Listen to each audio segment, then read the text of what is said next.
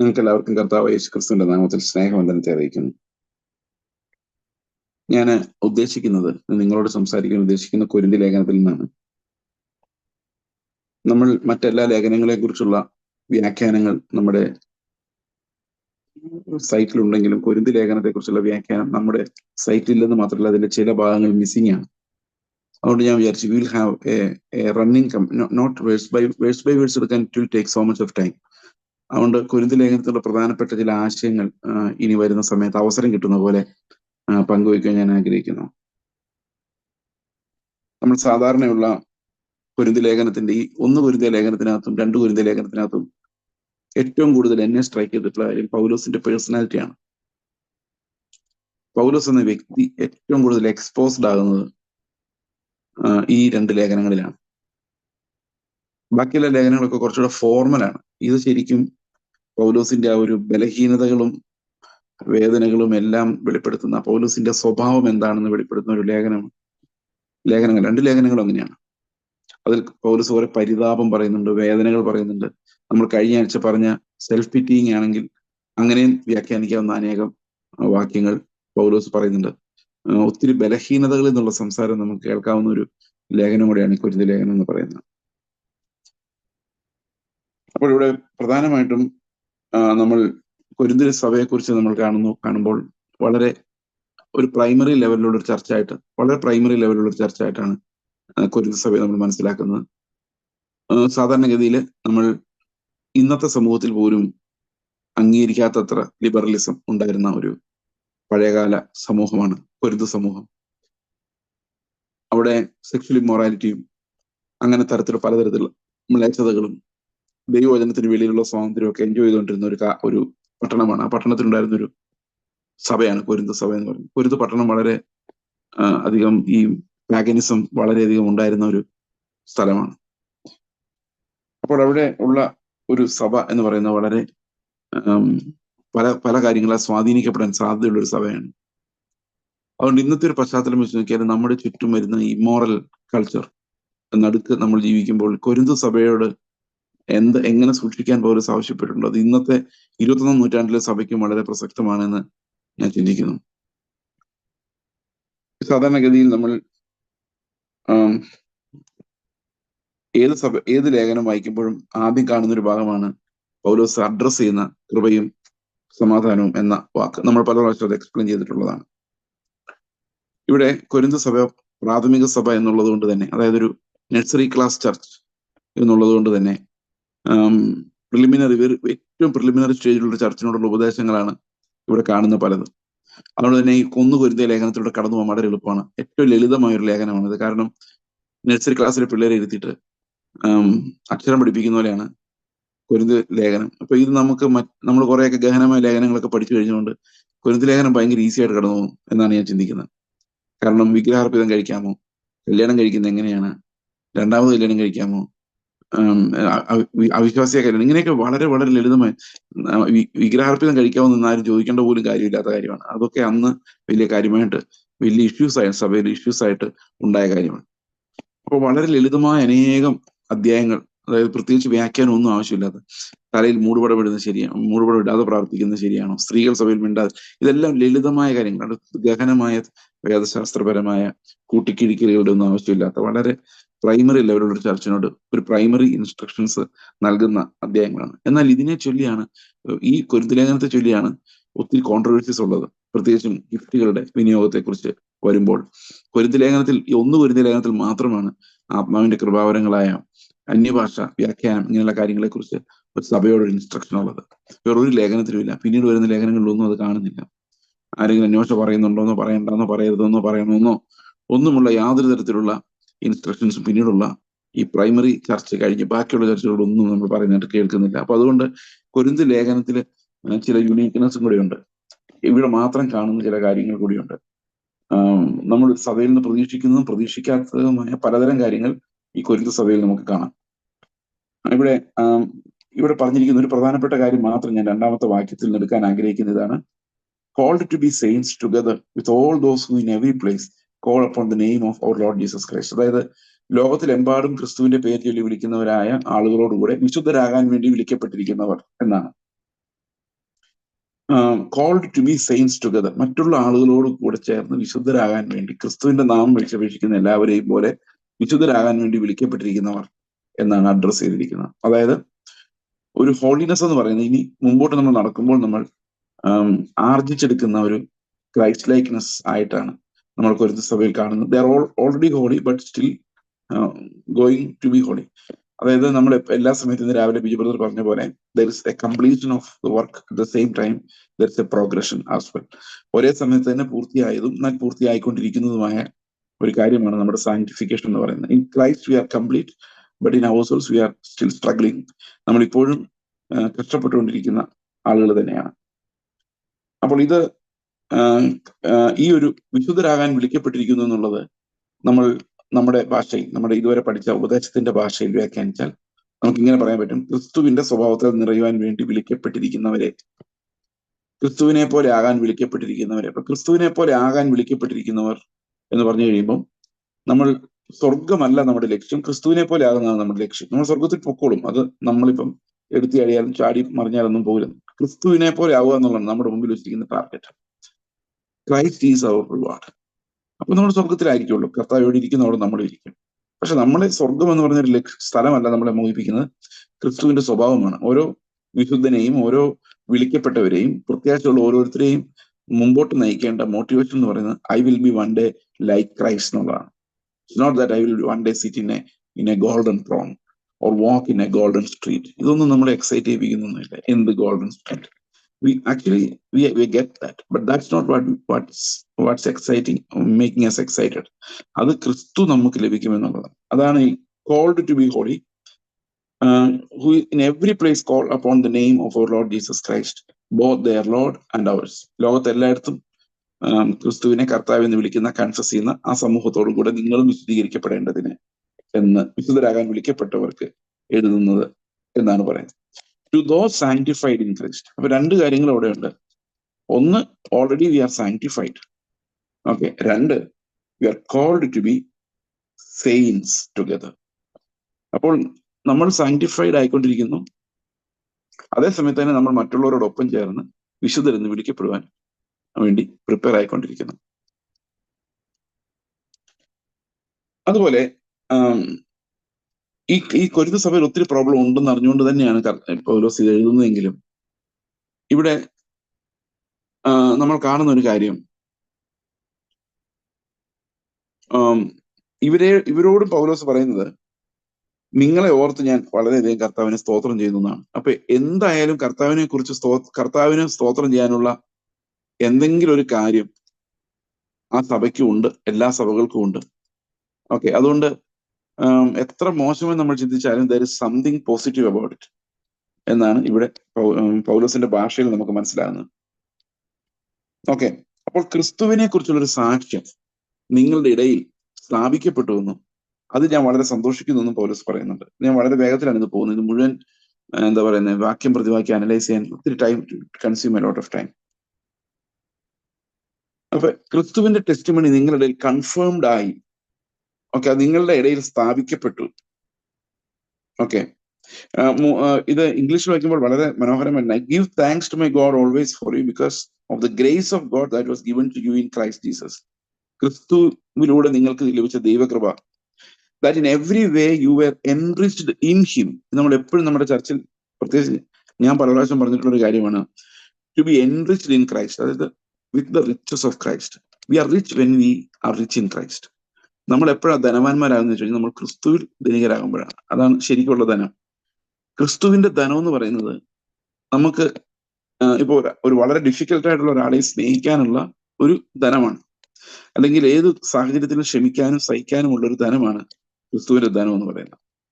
അപ്പോൾ ഈ ധനത്തിൽ റിച്ച് ആവുക എന്ന് പറഞ്ഞു കഴിഞ്ഞാൽ അത് ശരിക്കുള്ള റിച്ചസ് തന്നെയാണ്. അതായത് ഏത് സാഹചര്യത്തിലും നമുക്ക് റിജോയ്സ് ചെയ്യാൻ പറ്റുന്ന ഒരു റിച്ചസ് ആണ്. ഇപ്പൊ നമ്മളെ കുറിച്ച് ആളുകൾ ദോഷമായി പറയുമ്പോഴും നല്ലത് പറയുമ്പോഴും അല്ലെങ്കിൽ അവഗണിക്കപ്പെടുമ്പോഴും ഉപേക്ഷിക്കപ്പെടുമ്പോഴും കൊല്ലപ്പെടുമ്പോഴും ഏൽപ്പിക്കപ്പെടും, ഇതെല്ലാം കൊരിന്ത് ലേഖനത്തിലൂടെ പൗലോസ് അനുഭവിച്ചതായിട്ട് നമ്മൾ പറയുന്നുണ്ട്. ഈ സമയത്തെല്ലാം ക്രിസ്തുവിൽ റിജോയ്സ് ചെയ്യാനുള്ളത് ഒരു ബലം നമ്മുടെ ഉള്ളിലുണ്ടെങ്കിൽ ദാറ്റ് മീൻസ് ഇത് ദൈവത്തിന്റെ ധനമാണ്, ഇത് ക്രിസ്തുവിന്റെ ധനമാണ്.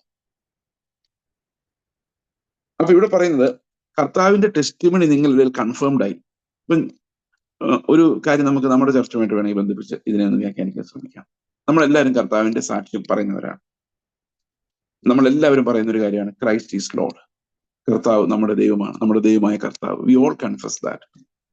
പക്ഷെ ഈ ടെസ്റ്റിമണി നമ്മുടെ ചർച്ചിൽ കൺഫേംഡ് ആയിട്ടുണ്ടോ എന്ന് ചോദിച്ചു കഴിഞ്ഞാൽ ഞാൻ ഉണ്ട് എന്ന് പറയാം. നമ്മുടെ ചർച്ചിൽ ആ ടെസ്റ്റിമണി കൺഫേംഡ് ആയിട്ടുണ്ടോ? Is Christ our lord really? ഇത് ഉറപ്പിക്കപ്പെട്ടിട്ടുണ്ടോ? നമ്മുടെ സഭയിൽ ഉറപ്പിക്കപ്പെട്ടിട്ടുണ്ടോ എന്ന് വെച്ച് കഴിഞ്ഞാൽ I will happily rejoicingly say yes. അതിന്റെ കാരണം എന്താണെന്ന് വെച്ച് കഴിഞ്ഞാൽ നമ്മൾ തീർച്ചയായിട്ടും നമ്മുടെ ചർച്ചിൽ അതിന്റെ ഫലം കണ്ടിട്ടുണ്ട് എന്ന് ഞാൻ വിശ്വസിക്കുന്നു. അതായത് കർത്താവിന്റെ സാക്ഷ്യത്തിന്റെ ഫലം നമ്മുടെ ചർച്ചിൽ കണ്ടിട്ടുണ്ട് എന്ന് ഞാൻ വിശ്വസിക്കുന്നു. അതുകൊണ്ടാണ് നമ്മുടെ ചർച്ചിൽ നിന്ന് പോയ മിഷണറിമാരെ ഞാൻ വളരെയധികം ആദരവോടെ അവരുടെ പേര് പറയുന്നത്. കാരണം പലപ്പോഴും പറയാനുള്ള കാരണം because they confirm the testimony of Christ for us. അതായത് കർത്താവിനെ പോലെ ആകുവാനും കർത്താവിന്റെ സാക്ഷ്യം എത്തിക്കുവാനും ഉള്ള ഒരു ഭാരം, ഒരു കാര്യം അവർ ഏൽപ്പിക്കപ്പെട്ടിരിക്കുന്നത് കൊണ്ട് അവർ വളരെ ദുർഘടമായ സ്ഥലങ്ങളിൽ കർത്താവിനെ സെർവ് ചെയ്യുമ്പോൾ they are confirming the testimony that Christ is their Lord. ഇപ്പൊ അവരാണ് ഏറ്റവും വിസിബിൾ ആയിട്ടുള്ള examples. So in every church if there is a missionary or if there are missionaries, അവരാണ് ശരിക്കുമുള്ള ഫെയ്ത്ത് ഹീറോസ് എന്ന് പറയുന്നത്. ഇപ്പൊ രണ്ടു തരത്തിലാണ് ഹീറോയിസ് ഉണ്ടാകുന്നത്. ഇപ്പൊ നമുക്ക് പെട്ടെന്നൊരു കഷ്ടത ഉണ്ടാകും, നമ്മളതിനെ സഹിക്കുന്നു. Okay, that's passive suffering. നമുക്ക് വേറെ നിവൃത്തിയില്ല. നിവൃത്തി ഉണ്ടായിരുന്നെങ്കിൽ ആ കഷ്ടം സഹിക്കില്ല, നമ്മളതിന് രക്ഷപ്പെടുമായിരുന്നു. പക്ഷെ ചില ആളുകൾ സഫറിങ് വില്ലിംഗ്ലി തിരഞ്ഞെടുക്കുന്നു. ആ വില്ലിംഗ്ലി തിരഞ്ഞെടുത്ത് കഴിയുമ്പോൾ okay, let me go and suffer, പോയി അവന് വേണ്ടി കഷ്ടം സഹിക്കുക എന്ന് തീരുമാനം. അപ്പൊ നമ്മൾ ചുമ്മാ വീട്ടിൽ നിന്നാലും കഷ്ടം വരാം, തലവേദന വന്നാൽ മതി. We cannot do anything about. കാരണം തലവേദന വന്നാൽ കഷ്ടം സഹിച്ചേ പറ്റൂ. But suppose a person decides okay let me go and suffer, ഞാൻ പോയി കഷ്ടം സഹിക്കാം എന്ന് പറഞ്ഞു കഴിയുമ്പോഴേക്കും അത് വേറൊരു ഡയമെൻഷനാണ്. They go to suffer. അപ്പോൾ അതൊരു ടെസ്റ്റിമണിയുടെ കൺഫർമേഷനാണ്. കർത്താവാണ്, യേശുവാണ് എന്റെ കർത്താവ് എന്നുള്ളതിന്റെ ഒരു വിറ്റ്നസ്, ആ ഒരു സാക്ഷ്യത്തിന്റെ കൺഫർമേഷനാണ്. നമ്മുടെ ലൈഫിലും നമ്മൾ ക്രിസ്തുവിനെ കർത്താവായി ഗ്ലോറിഫൈ ചെയ്യുന്നുണ്ടെങ്കിൽ നമ്മുടെ ജീവിതത്തിന്റെ എല്ലാ ഘടകങ്ങളിലും കർത്താവ് തന്നെയാണ് എന്റെ കർത്താവ് എന്ന് കൺഫേം ആകേണ്ടത് ആവശ്യമാണ്. ശരിക്കും ദ ലോർഡ് കൺട്രോൾസ് മീ എന്നുള്ളത് എല്ലാ ജീവിത സാഹചര്യങ്ങളിലും കൺഫേംഡ് ആവേണ്ട ആവശ്യമാണ്. നമ്മൾ വളരെ ബലഹീനരായ ആൾക്കാരാണ്, ഞാൻ ഉൾപ്പെടെ. We may fail often times, but still all the time ഇതാണ് നമ്മുടെ മുമ്പിലുള്ള ലക്ഷ്യം. It has to be confirmed by the life, by our own life, that Christ is in fact our Lord. അപ്പോൾ ഇവിടെ ഇത് അവസാനം വരെ ഈ ഓട്ടം ഓടേണ്ടതിന് വേണ്ട കൃപകൾ നിങ്ങൾക്കുണ്ടാകേണ്ടതിന് വേണ്ടി എന്ന് ഇവിടെ പൗലോസ് പറയുന്നു. അപ്പോൾ ഇവിടെ പറയുന്നത് ദൈവം വിശ്വസ്തനായതുകൊണ്ട് ഓക്കെ, അന്ത്യം വരെയും നിങ്ങളെ കുറ്റമില്ലാത്തവരായി, കർത്താവിന്റെ ദിവസം വരെയും കുറ്റമില്ലാത്തവരെ ഓടുവാൻ നിങ്ങൾ പ്രാപ്തരാകേണ്ടതിന് ദൈവം അതിന് തക്കവണ്ണം വിശ്വസ്തനാണ്. ഓക്കെ, അവന്റെ പുത്രനുമായിട്ടാണ് നമ്മുടെ കൂട്ടായ്മയുള്ളത്. So there is no question whether we will finish this race or not. കാരണം ദൈവം വിശ്വസ്തനാണ്. നമ്മൾ ഈ കോളിങ്ങിലെല്ലാം മുമ്പിൽ വെക്കുന്നത് ദൈവത്തിന്റെ വിശ്വസ്തതയാണ്. Who will sustain you to the end. അന്ത്യം വരെയും നിങ്ങളെ പുലർത്തുവാൻ, നിലനിർത്തുവാൻ കഴിവുള്ള യേശു കർത്താവ് എന്ന് പറയുന്നത്. അപ്പൊ നമ്മുടെ അന്ത്യം വരെയും നമ്മൾ ഓടും എന്നുള്ളതിന്റെ ഗ്യാരണ്ടി യേശു ക്രിസ്തു നമ്മളെ അന്ത്യം വരെ എത്തിക്കും എന്നുള്ള ദൈവത്തിങ്കലുള്ള നമ്മുടെ ഫെയ്ത്ത് ആണ്. God will do it for me എന്നുള്ളതാണ്. അപ്പൊ നമ്മൾ ആദ്യത്തെ 9 വാക്യങ്ങളാണ് ഇപ്പോൾ കണ്ടത്. അപ്പൊ ഇതിനകത്ത് പ്രധാനപ്പെട്ട ഒരു ആശയം ഞാൻ നിങ്ങളുമായിട്ട് പങ്കുവെച്ചു എന്ന് മാത്രമേ ഉള്ളൂ. അത് എന്താണെന്ന് ചോദിച്ചു കഴിഞ്ഞാല്, നമ്മുടെ രക്ഷയുടെ ഉറവിടം ക്രിസ്തുവാണ്, നമ്മൾ അന്ത്യം വരെയും എത്തിക്കുന്നതും ക്രിസ്തുവാണ്, നമ്മുടെ ലക്ഷ്യവും ക്രിസ്തുവാണ്. ഈ ക്രിസ്തു നമ്മുടെ കർത്താവാണെന്നുള്ളത് നമ്മുടെ ലൈഫ് കൊണ്ട് കൺഫേം ചെയ്യപ്പെടേണ്ടത് ആവശ്യമാണ്. What do you value most in your life? നിങ്ങളുടെ ജീവിതത്തിൽ ഏറ്റവും പ്രധാനപ്പെട്ട കാര്യം എന്താണ്? അത് കർത്താവിന്റെ ലോർഡ്ഷിപ്പ്, കർത്തൃത്വം ആണോ? Is it the glory of the lord? That's the most important thing. നമ്മുടെ ജീവിതത്തിൽ ഓരോ ഡിസിഷൻസിലും, ലൈഫിന്റെ ഓരോ സ്റ്റെപ്പിലും is Christ the sole motive.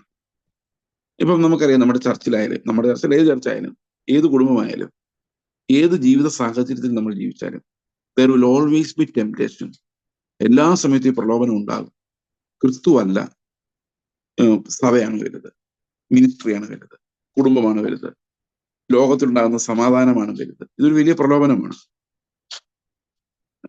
Real genuine പ്രലോഭനമാണ്, അല്ലെ? ശരിയല്ലേ? അപ്പൊ നമുക്ക് ഒരു രണ്ടുപേരും ഒന്നിച്ച് രണ്ട് കൂട്ടുകാർ നടക്കുന്നു, അവിടെയും പ്രലോഭനം എന്ന് പറയുന്നത് റിയലാണ്. അവരുടെ സ്നേഹം നമുക്ക് വേണമെങ്കിൽ നമുക്ക് എന്ത് ചെയ്യേണ്ടി വരും? അവരുടെ കൂടെ കൂടേണ്ടി വരും, അവരുടെ വ്യൂ പോയിന്റിനോട് എഗ്രി ചെയ്യേണ്ടി വരും. അപ്പൊ നമുക്ക് ഏറ്റവും പ്രധാനപ്പെട്ട എന്താണ്? ഏറ്റവും പ്രധാനപ്പെട്ടത് ആളുമായിട്ടുള്ള എഗ്രിമെന്റ് ആണ്, not Christ.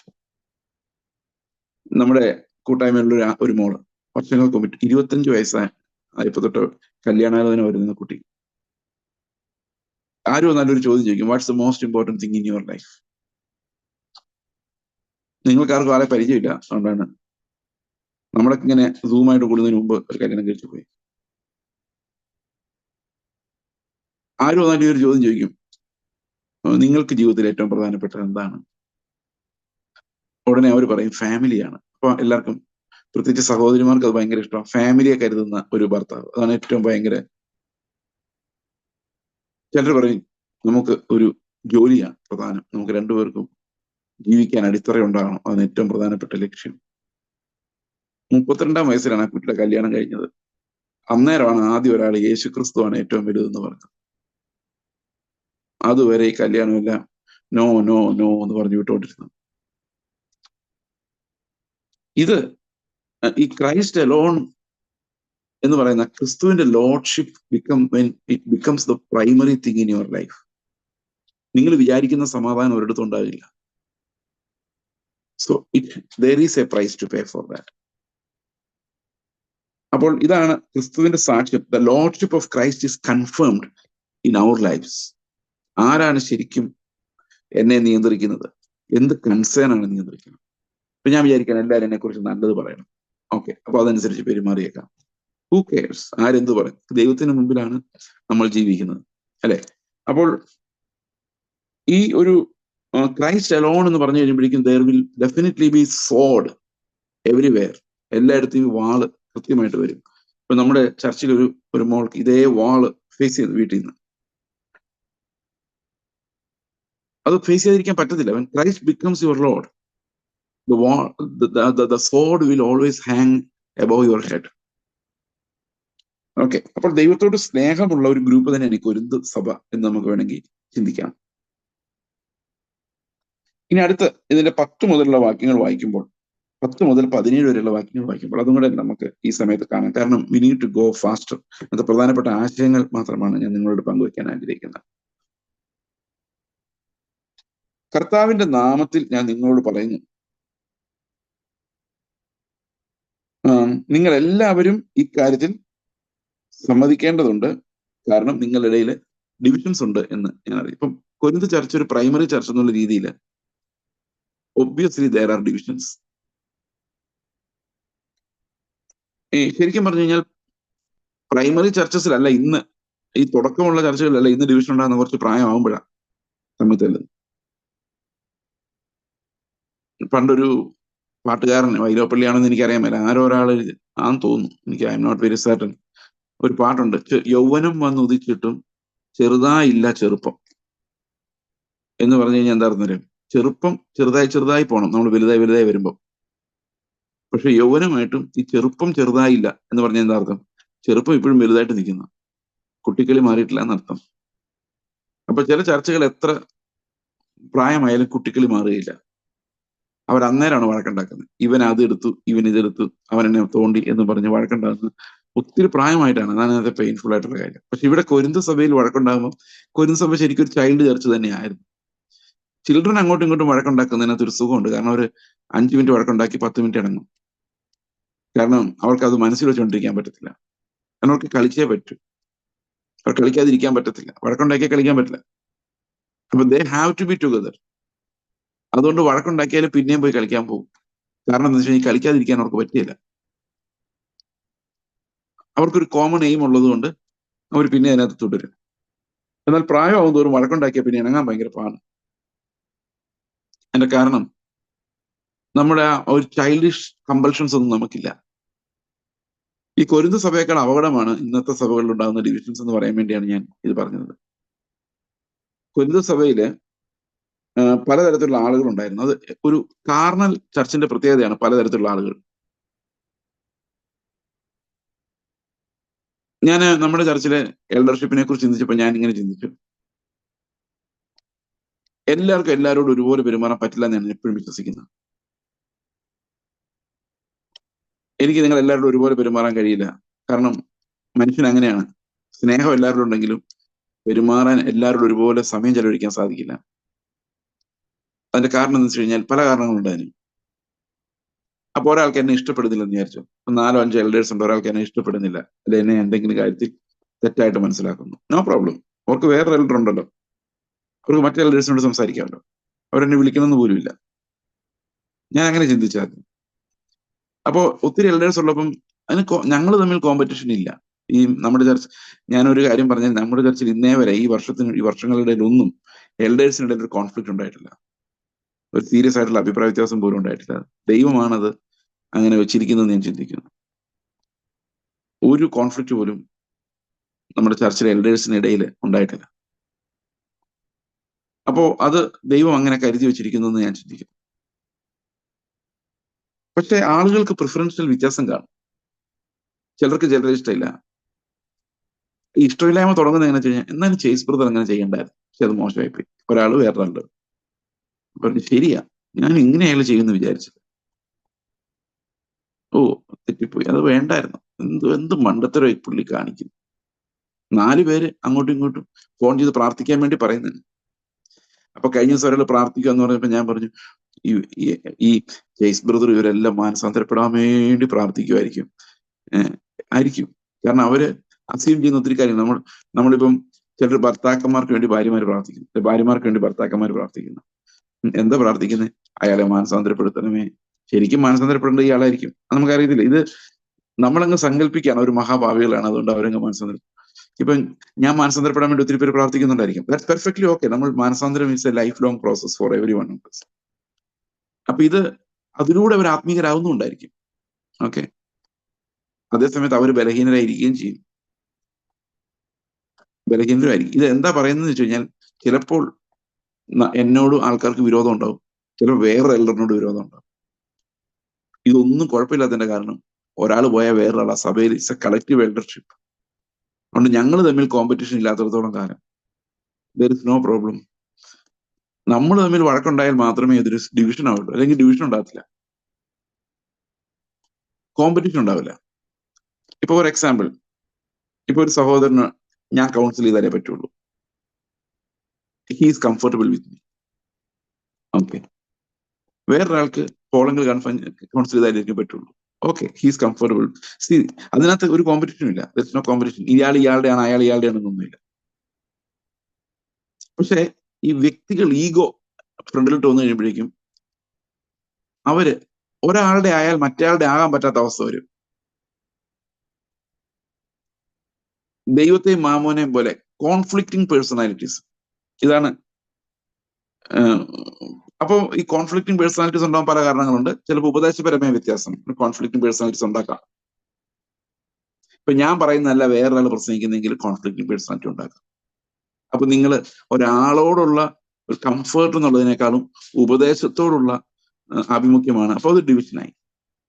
Suppose there are 2 different teachings in a church, നിങ്ങൾ ഒരാളുടെ ടീച്ചിങ് മറ്റൊരാളുടെ ടീച്ചിങ്ങിനേക്കാൾ പ്രിഫർ ചെയ്യുന്നു എന്ന് വന്നു കഴിഞ്ഞാൽ, ഓക്കെ, അവിടെ ഒരു പ്രോബ്ലം, ഒരു ഡിവിഷനാണ്. അതാണ് ഡിവിഷൻ. ഒരാളുടെ മിനിസ്ട്രിയേക്കാൾ വേറൊരാളുടെ മിനിസ്ട്രി പ്രിഫർ ചെയ്യുന്നത് ഡിവിഷൻ, അത് ഡിവിഷനാണ്. എന്നാൽ ഒരു വ്യക്തിയെക്കാളും എനിക്ക് സംസാരിക്കുന്ന ഈ വ്യക്തിയോടാണ് എന്ന് പറയുന്നതിനകത്ത് ഡിവിഷൻ ഇല്ല. കാരണം എന്ന് വെച്ച് കഴിഞ്ഞാൽ അതൊരു ഹ്യൂമൻ ആണ്, അതൊരു മാനുഷികമായ കാര്യമാണ്. We cannot relate equally with every one എന്നുള്ള കാര്യം. ഇപ്പോൾ ഡിവിഷൻ ഉണ്ടാകുന്നതിന് പല റീസൺസ് ഉണ്ട്, നമ്മൾ അങ്ങോട്ട് ഇപ്പോൾ കിടക്കുന്നില്ല. ഇവിടെ പൗലോസ് പറയുന്നത്, ക്ലോയയുടെ ആളുകൾ ഒന്ന് പറഞ്ഞു, ഭയങ്കര അടിയാണ് ഈ സഭയിൽ നടക്കുന്നത്, അങ്ങോട്ടും ഇങ്ങോട്ടും നല്ല ഡിവിഷൻ ആയിട്ടുണ്ട് അവിടെ. ഒന്നാമത്തെ കാര്യം, പൗലോസ് പറയുന്ന എല്ലാവർക്കും മനസ്സിലാവില്ല എന്നുള്ളതാണ് അതിന്റെ കാര്യം. കാരണം പൗലോസ് പറയുന്ന മനസ്സിലാണെങ്കിൽ ബുദ്ധിയുടെ ആവശ്യമില്ല, പക്ഷെ മാനസാന്തരത്തിന്റെ ആവശ്യമുണ്ട്. മാനസാന്തരം ആവശ്യമില്ലാത്ത ഒരാൾക്കും പൗലോസ് പറയുന്ന ഒന്നും മനസ്സിലാവില്ല. ഞാൻ പാപിയാണ്, ഞാനാണ് പാപി, വേറെ ആരുമല്ല. എനിക്ക് എന്നെക്കുറിച്ച്, എന്റെ പാപത്തെക്കുറിച്ച് മാത്രമേ മെഡിറ്റേറ്റ് ചെയ്യാനുള്ളൂ. അങ്ങനെ വരുന്ന ഒരാൾക്ക് മാത്രമേ പൗലോസിന്റെ സുവിശേഷം മനസ്സിലാവുള്ളൂ. മറ്റുള്ള ആളുകളും ഞാനും തമ്മിൽ കമ്പയർ ചെയ്തിട്ട് ഞാൻ അവരെക്കാൾ ബെറ്റർ ആണ് ചിന്തിക്കുന്ന ഒരാൾക്ക് പൗലോസ് പ്രയോജനപ്പെടത്തില്ല. കാരണം Paulos himself was a broken person completely.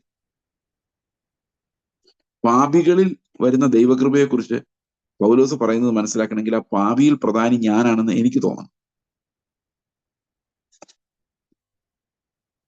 അങ്ങനെ തോന്നിയാൽ മാത്രമേ നമുക്ക് ഈ കൊരിന്ത് ലേഖനോ റോമലേഖനോ ഒക്കെ മനസ്സിലാവുകയുള്ളൂ.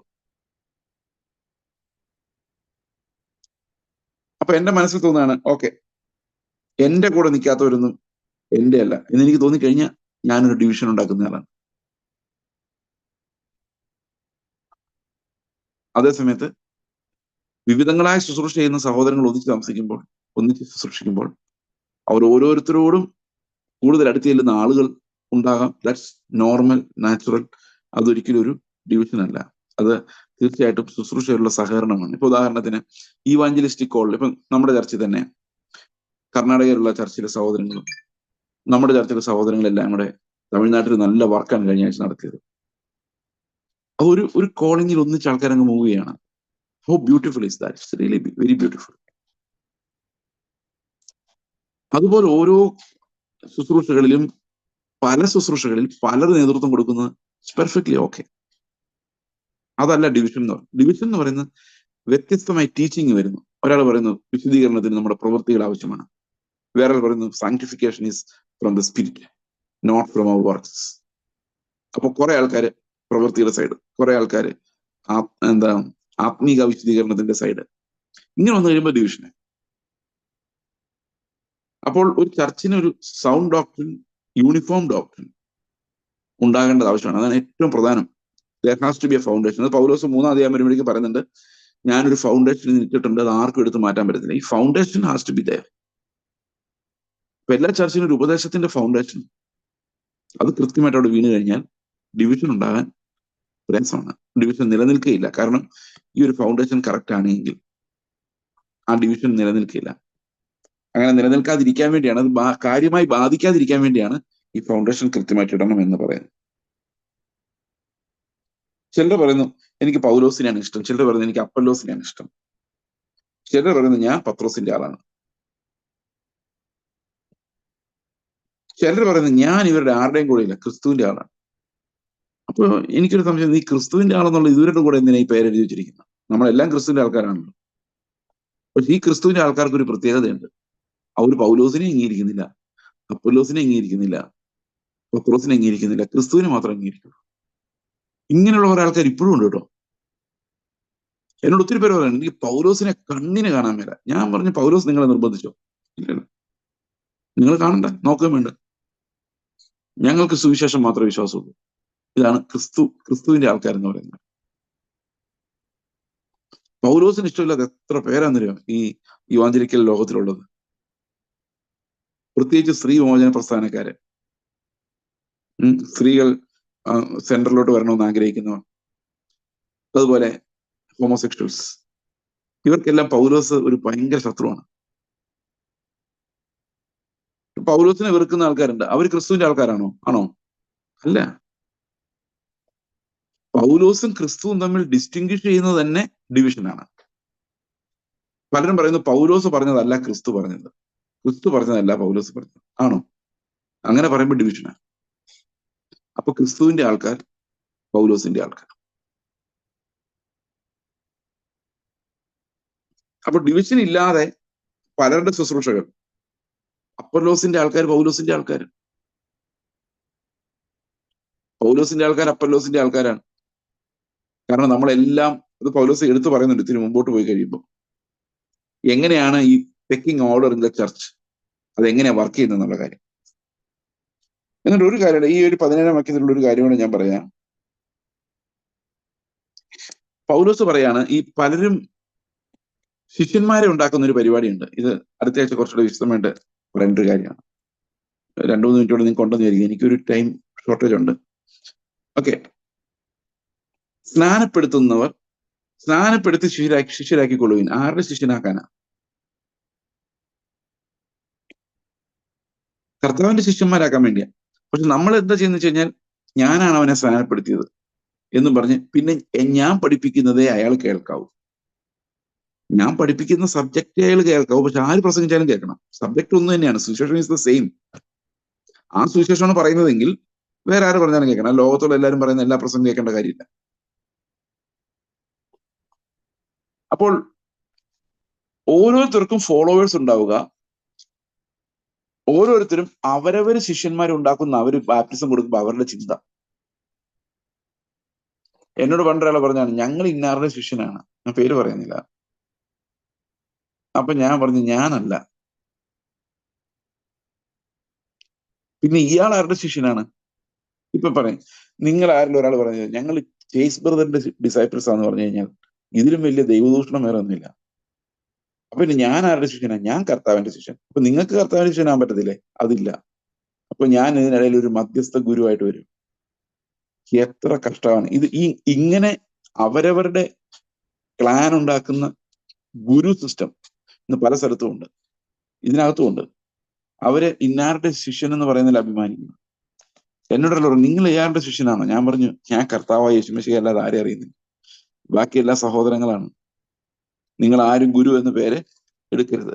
നമ്മൾ എന്റെ പുറകെ വരുന്ന കുറെ ആൾക്കാരെ സൃഷ്ടിക്കരുത്. ഏവരും ശിഷ്യരാണ്, നമ്മളെല്ലാം സഹോദരങ്ങളുമാണ്.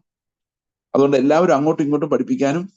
അപ്പൊ എന്തുകൊണ്ടാണ് ഈ ക്രിസ്തുവിന്റെ പേരിൽ ഡിവിഷൻ ഉണ്ടാക്കുന്നതെന്ന് വെച്ച് കഴിഞ്ഞാൽ, ഈ ക്രിസ്തുവിന്റെ പേരിൽ ഡിവിഷൻ ഉണ്ടാക്കുന്നവർ പറയുന്നത് പൗലോസിന് ഞങ്ങൾ അംഗീകരിക്കുന്നില്ല, അപ്പൊല്ലോസ് പറയുന്നത് ഞങ്ങൾ കേൾക്കുകയില്ല, ഞങ്ങളുടെ കയ്യിൽ മത്തായിയുടെ മർക്കോസിന്റെ ലൂക്കോസിന്റെ സുവിശേഷം ഉണ്ട്, ഇതനുസരിച്ച് ജീവിച്ചോളാം. അന്ന് യോഹന്നാൻ ഇല്ല കേട്ടോ. അപ്പൊ ഇത് മൂന്നും വെച്ച് ജീവിക്കാൻ പറ്റുമോ? പറ്റില്ല. ഈ മൂന്നും വെച്ച് എങ്ങനെയാ ജീവിക്കുന്നതെന്ന് പഠിപ്പിക്കുന്ന ഭാഗമാണ് ലേഖനങ്ങൾ. അപ്പോസ്തലന്മാരില്ലാതെ നമുക്ക് നീതി എങ്ങനെ നിറവേറുന്നെന്ന് മനസ്സിലാവില്ല. അപ്പോൾ വിവരക്കേട് കൊണ്ട് ഈ പ്രൈമറി ലെവൽ കോൺഫ്ലിക്റ്റുകൾ, കൊരിന്ത് സഭയിൽ ഉണ്ടാകുന്ന പ്രൈമറി ലെവൽ കോൺഫ്ലിക്റ്റുകൾ, ഈ പ്രൈമറി ലെവൽ കോൺഫ്ലിക്റ്റുകൾ ഉണ്ടാകുന്നത് അറിവില്ലായ്മ കൊണ്ടാണ്. നിങ്ങൾ ചോദിക്കും, പ്രായമായവരോ? അതും അറിവില്ലായ്മ കൊണ്ട് തന്നെയാണ്. കാരണം ക്രിസ്തു എല്ലാറ്റിനും എല്ലാമായി നമ്മുടെ ഇടയിൽ കൺഫേംഡ് ആവുകയാണെങ്കിൽ ഒരാളുടെ ആള് വേറൊരാളുടെയും കൂടെ ആളായിരിക്കും, വിരോധി ആയിരിക്കില്ല. അപ്പൊ ഈ കൊരിന്ത് സഭയുടെ ഈ അവസ്ഥയിൽ നിന്നും നമുക്കും പാഠങ്ങൾ പഠിക്കാനുണ്ട്. കർത്താവിന്റെ സഭയില് ഡിവിഷൻസ് ഉണ്ടാകുമ്പോൾ അതിന് ഉത്തരവാദികള് ആരായാലും കർത്താവിന്റെ ശരീരത്തെ ആക്രമിക്കുന്നവരാണ്. They are attacking the body of the lord. അതൊരു വ്യക്തി, ഇപ്പൊ ഞാൻ എന്റെ കൂടെയുള്ള കുറെ ആൾക്കാരെ സൃഷ്ടിക്കാൻ ശ്രമിച്ചാൽ I am attacking the body of the Lord. അപ്പോൾ ഈ അറ്റാക്കിംഗ് ദ ബോഡി, ആ ബോഡിയുടെ യൂണിറ്റിയെ ബാധിക്കുന്ന രീതിയിലുള്ള എല്ലാ പ്രവൃത്തികളും, ഒരു സഹോദരനെ ഇകഴ്ത്തുന്ന പ്രവൃത്തികളൊക്കെ, ഇത് നമ്മുടെ ചർച്ചയിലുണ്ടെന്നുള്ള അർത്ഥത്തിലല്ല കേട്ടോ ഞാൻ പറയുന്നത്. ഈ കൊരിന്ത് സഭയിൽ എന്ത് സംഭവിച്ചു എന്നാണ് പറയുന്നത്.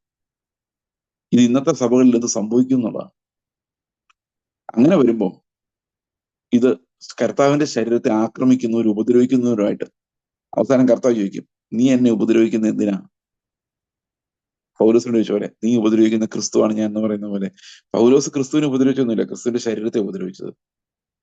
ഈ ക്രിസ്തുവിന്റെ ശരീരത്തെ നമ്മൾ ഉപദ്രവിക്കുമ്പോൾ, തടസ്സപ്പെടുത്തുമ്പോൾ, അല്ലെങ്കിൽ ഡിവിഷൻസ് ഉണ്ടാകുമ്പോൾ,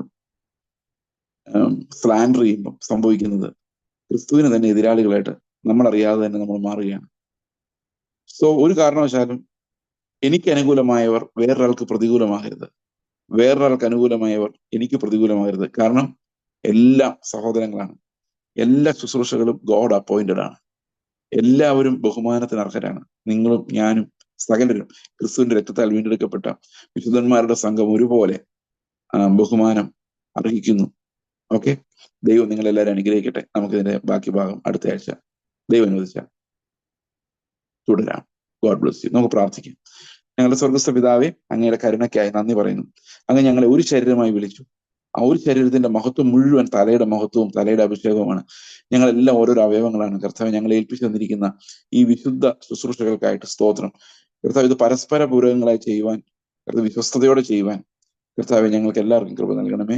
യാതൊരു തരത്തിലുള്ള ഡിവിഷൻസും ഒരു ബോഡിയിലും ഉണ്ടാകാതിരിക്കാൻ കർത്താവെ, വിശ്വാസത്തിന്റെ ഐക്യം, ഉപദേശത്തിന്റെ ഐക്യം, ആത്മാവിന്റെ ഐക്യം സംരക്ഷിക്കപ്പെടുവാൻ വേണ്ടി ഞങ്ങൾ പ്രാർത്ഥിക്കുന്നു.